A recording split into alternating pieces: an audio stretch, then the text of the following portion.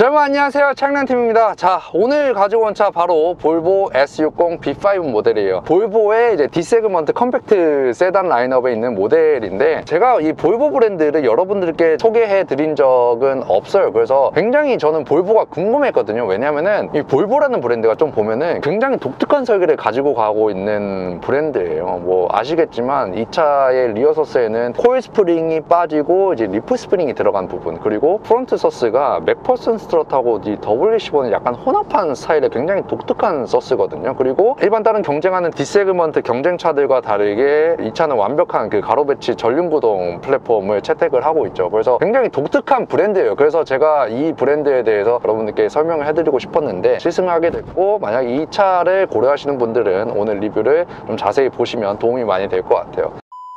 자, 그래서 방지턱 지금 한 40km. 다시 한번. 부드럽거든요? 부드러운데 그 부드럽다라는 게 뭐 도요타 렉서스 차들처럼 그 댐퍼나 스프링이 한없이 이게 풀어나가지고 거기서 느껴지는 부드러움이 아니고, 다시 한번 40km, 38km. 이 방지턱에 진입을 하고 이게 떨어질 때의 충격을 잘 먹어주는 느낌의 부드러움. 그러니까 이게 지난번에 그 폴스타2 리뷰할 때도 정확히 이 느낌이었는데, 폴스타2는 댐퍼나 스프링이 굉장히 단단해가지고 통통 튀는 느낌이라면은 이 S60은 그것보다는 댐퍼 감싸력이 좀 부드럽긴 한데, 그럼에도 불구하고 이 부드러움이라는 것 자체가 방지턱에 진입을 하고 떨어질 때의 그 충격을 잘 먹어주는 데서 오는 그 부드러움이라고 좀 말씀을 드리고 싶어요. 근데 이거 제가 계속 이 방지턱을 넘어보니까 느껴지는 게 뭐냐면, 좀 저속으로 넘을 때는 괜찮거든요. 근데 지금 한 50km 이 50km 정도로 넘을 때 약간은 좀 통통 튄다. 그래, 통통 튄다라는 느낌이 정확할 수가 있겠네요. 댐퍼가 이 차체의 상하 움직임을 충분히 풍부하게 이게 받아주지 않는 그런 느낌인데, 지금 좀 속도를 줄여서 뭐 한 40km. 뒤가 확실히 방지턱이 10cm라고 하면은 이 뒷바퀴도 10cm가 올라가는 것 같아요. 그러니까 댐퍼가 수축할 수 있는 범위가 좀 적은 것 같아요. 그래서 제가 실제로 이 뒷바퀴 댐퍼의 길이를 보니까 상당히 좀 짧은 편이거든요. 보통 이 정도의 댐퍼 길이가 나오지는 않고 댐퍼의 상단 부분이 휠하우스 끝부분에 붙여져 있단 말이에요. 근데 이 차의 댐퍼는 거기까지 가기도 전에 이 댐퍼가 끊기죠. 그래서 이 댐퍼의 길이가 작아버리면은 당연히 댐퍼의 상하 이동 범위가 줄어들면서 차체가 상하 움직임이 굉장히 크게 일어났을 때 그걸 받아줄 수 있는 범위가 적어질 수밖에 없는 겁니다. 근데 제가 계속 이 하체를 보니까 이게 그럴 수밖에 없는 게, 이 차가 리프 스프링이 들어가 있잖아요. 근데 이 리프 스프링이라는 거는 물론 장점도 있지만 단점이라고 하면은 이 상하의 움직임을 많이 허용해 줄 수가 없어요. 이게 지금 이 움직이는 거 보시면은 애초에 이게 많이 움직일 수 있는 범위를 가진 물성 자체가 아니란 말이에요. 보시다시피.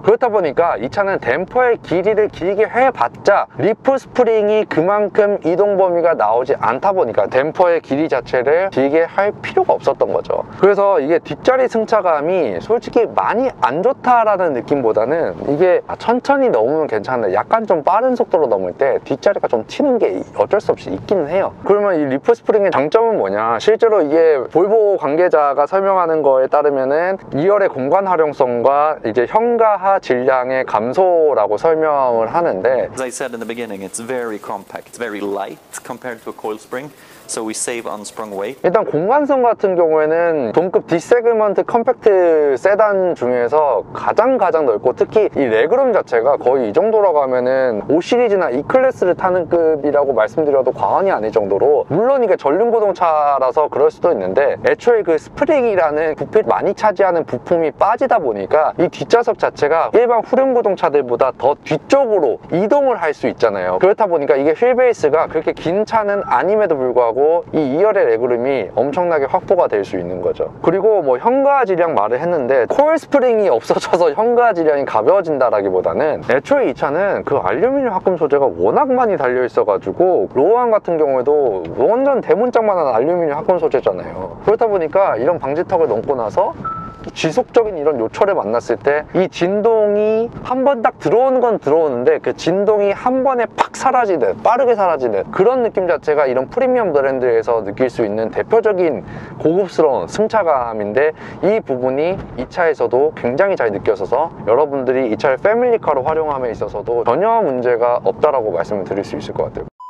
자, 그리고 이 리프 스프링의 또 다른 특징이자 장점이 뭐냐면, 이 리프 스프링이 달린 차들은 일반 코일 스프링이 달린 차들보다 그 라이드 프리퀀시라는 거를 일정하게 유지를 시켜줄 수 있다는 장점이 있어요. 이 라이드 프리퀀시가 일정하다라는 게 뭐냐면은, 보통 이 스프링이라는 거는 형상 자체가 그 철을 이렇게 둥글게 말아놨어요. 근데 그 형상 때문에 스프링에 과도한 무게가 눌리는 그 상황이 일어나면, 그러니까 예를 들어서 2열에 사람이 많이 앉거나 아니면 트렁크에 짐을 많이 실었을 때 그 리어 쪽이 눌리잖아요. 그게 이제 코일 스프링이 눌리는 거거든요. 근데 그 코일 스프링이 눌린 상태에서 주행을 해버리면은 이 스프링의 원래 그 설계한 그 고유의 그 탄성 개수가 변화가 됩니다. 그러니까 그 탄성 개수가 변화된 상태에서 주행을 해버리면은 어찌됐건 원래 이 차가 의도했던 승차감이 안 나와요. 그 상태에서 방지턱을 넘거나 상하체의 움직임이 그 많이 일어나는 움직임이 발생했을 때 스프링이 더 꿀렁꿀렁 되면서 승차감을 안 좋게 해줄 수 있다라는 그런 단점이 있어요, 코일 스프링 자체는. 근데 그 리프 스프링은 코일 스프링보다 라이드 프리퀀시를 더 일정하게 해줄 수 있다는 게 뭐냐면, 이 리프 스프링의 형상을 보면은 가로의 장력을 가지고 있어요. 그러니까 형상이 딱 막대기 같이 이렇게 가로지르는 형상이잖아요. 근데 리프 스프링 끝단에서 이게 종방향의 압력이 계속 발생하잖아요, 차가 상하로 움직이다 보니까. 근데 이런 막대기 형태의 리프 스프링은 끊어지거나 휘어지지 않는 이상은 일반 코일 스프링보다 이 종방향의 압력을 훨씬 더 잘 버텨줄 수밖에 없어요. 그렇다 보니까 이 리프 스프링이 달린 차들은 뒤쪽에 사람이 많이 앉거나 짐을 많이 실어서 그 무게가 많이 가해지는 상황이 왔을 때 코일 스프링이 달린 차들보다 그 무게를 더 잘 버티게 할 수 있음으로써 과도한 꿀렁임을 방지한다는 건데, 사실 이런 리프 스프링의 특징을 보면은 뒤에 사람이 많이 앉을 것이라고 가정을 하는 XC60이나 XC90 같은 이런 무거운 SUV에 들어가는 게 더 이 리프 스프링의 장점을 극대화시킬 수 있는 거긴 하죠. 그리고 이 리프 스프링의 또 다른 특장점이 뭐냐면, 롤 억제력이 상당히 좋다라는 건데, 자, 지금도 다시 한번 이렇게 할 때 롤 억제력이 진짜 상당히 좋은데, 제가 이걸 언제 느꼈냐면, 제가 몇 주 전에 그 카미 컨텐츠를 진행을 했었거든요. 근데 그때 이제 S90 차주님이 차를 끌고 오셨어요. 그래서 제가 그 차를 타고 이제 와인딩을 도는데, 그 당시에는 이제 그 차에 대해서 어떠한 자료조사도 하지 않았고 그 차를 난생 처음 타보는 거였단 말이에요. 근데 제가 그때 와인딩을 돌면서 했던 말이, 이 차의 롤 억제력이 생각보다 의외로 되게 괜찮은데요? 라는 말을 했었어요. 근데 그때 이후로 이 차까지 타보니까 이제서야 그 롤을 억제해주는 데 있어서 리프 스프링의 역할이 굉장히 컸다라는 게 이제 체감이 되는 게, 이게 리프 스프링의 형상을 보시면은 이게 아까도 말씀드렸지만 이 막대기처럼 리어의 왼쪽 바퀴와 오른쪽 바퀴를 이렇게 완전히 연결해주는 형태잖아요. 근데 그 연결의 끝 부위가 이 양쪽 로어암하고 직결적으로 그냥 바로 그냥 꽂아져 있잖아요. 그렇다 보니까 이게 양쪽 바퀴의 어떤 상하의 움직임을 서로가 이제 제한을 할 수밖에 없는 상황인 거예요. 서로가 이제 연결되어 있다 보니까. 그렇다 보니까 진짜 롤이 많이 억제가 됐는데, 자, 그리고 이 파워트레인에 대해서도 좀 말씀을 드리자면, 이 차에는 이제 2.0 싱글 터보에 아이신 8단 미션이 결합이 돼 있어요. 자, 근데 이 엔진에 대해서 많은 분들이 소음이 너무 심하다라는 말씀들을 좀 많이 하시더라고요. 그래서 어떤 느낌인지는 알 것 같아요. 이게 딱 이렇게 가속을 하면은 이게 3000rpm 이상부터 터보가 급격하게 터지는데, 이 터보가 터질 때 느껴지는 그 엔진의 소음까지는 괜찮아요. 엔진의 소음 괜찮은데 그 엔진의 회전 질감이라고 그래야 되나, 이게 약간은 좀 거친 느낌이 있어요. 그 엔진의 소음을 유발하는 요소에는 뭐 여러 가지가 있는데, 당연히 뭐 이제 방음 소재가 제대로 안 돼 있거나 아니면은 그 저배기량인데 마력만 높이기 위해 가지고 그 터보 부스트 합을 굉장히 높여놔 가지고 거기서 오는 그 엔진이 힘겨워하는 소리, 약간 그런 요소들 때문에 엔진의 소음이 많이 발생한다라고 느껴지는데, 이 차 같은 경우에는 이 정도의 엔진 회전 질감이라고 하면은, 다시 한번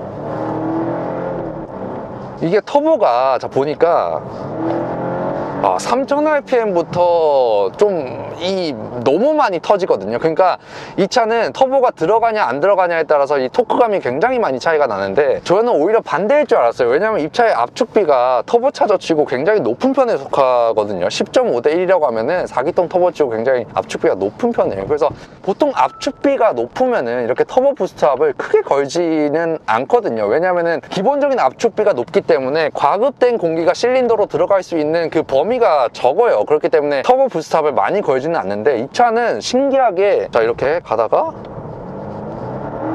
터보렉도 약간은 좀 있고 터보 부스트압이 과도하게 들어와가지고 차를 굉장히 힘있게 밀어주다 보니까 2000cc의 크지 않은 그 엔진 배기량에다가 과급된 공기를 너무 많이 넣어버리니까 엔진 회전질감이 거친 느낌, 이런 느낌이 들기는 하네요 실제로.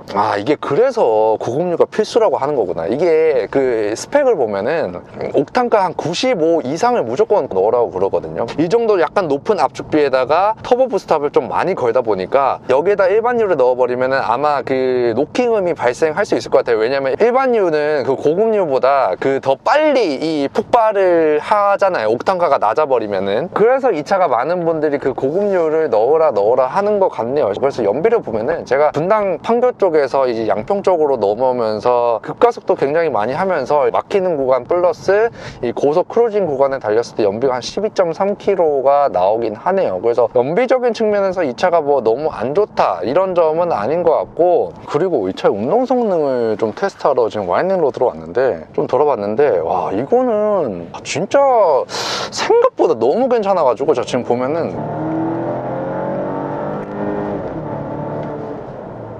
자 이렇게 돌 때